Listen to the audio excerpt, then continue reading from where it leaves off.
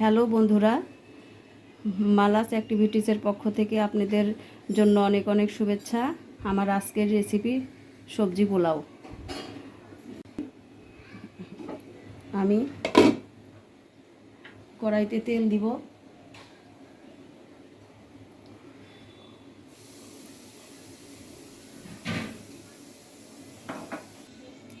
প্রথমে আমি তেলে তেজপাতা দিব, তারপর এলাচ আর দারচিনি দিয়ে দিব।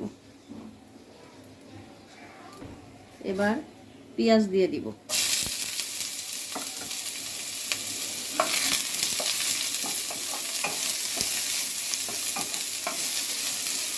এবার পেঁয়াজ লাল হয়ে গিয়েছে, এর মধ্যে আমি সবজি দিয়ে দিব। আমি আলু, সিম, গাজর আর ক্যাপসিকাম দিয়েছি।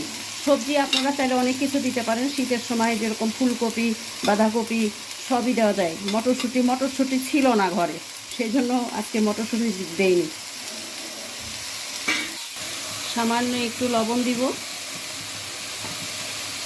এবার সবজিগুলো মোটামুটি একটু ভালো করে ভেজে নিতে হবে।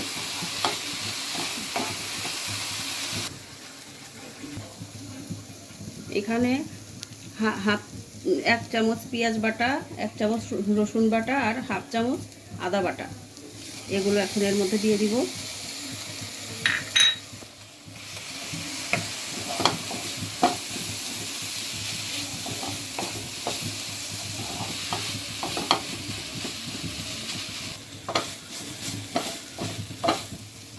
এখন আমি পোলাওয়ের চালগুলো দিয়ে দিব।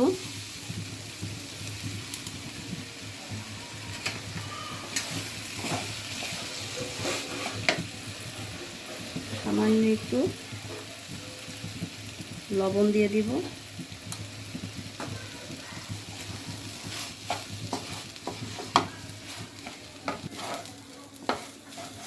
তারপরে চাল একটু ভাজা ভাজা হয়ে গেলে তারপর জল দিব।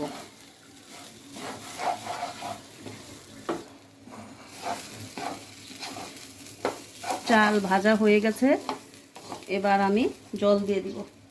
প্রথমে আমি 2 পট চাল নিয়েছি। 2 পট চালে আমি 4.5 পটের মতো জল দিব। তার মধ্যে আমি 1 পট দুধ দিব,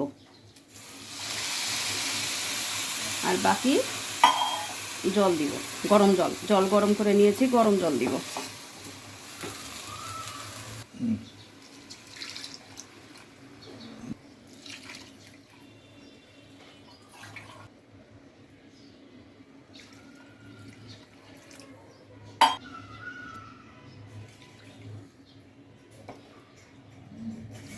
এবার সামান্য একটু চিনি দিব।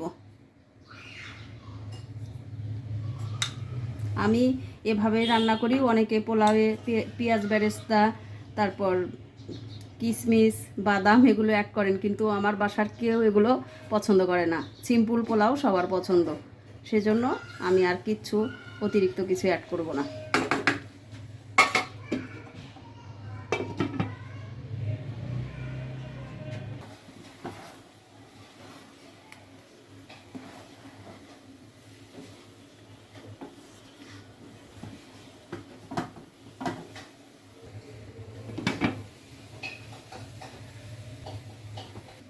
প্রায় শেষের দিকে, এবার হালকা একটু নেড়ে দিব।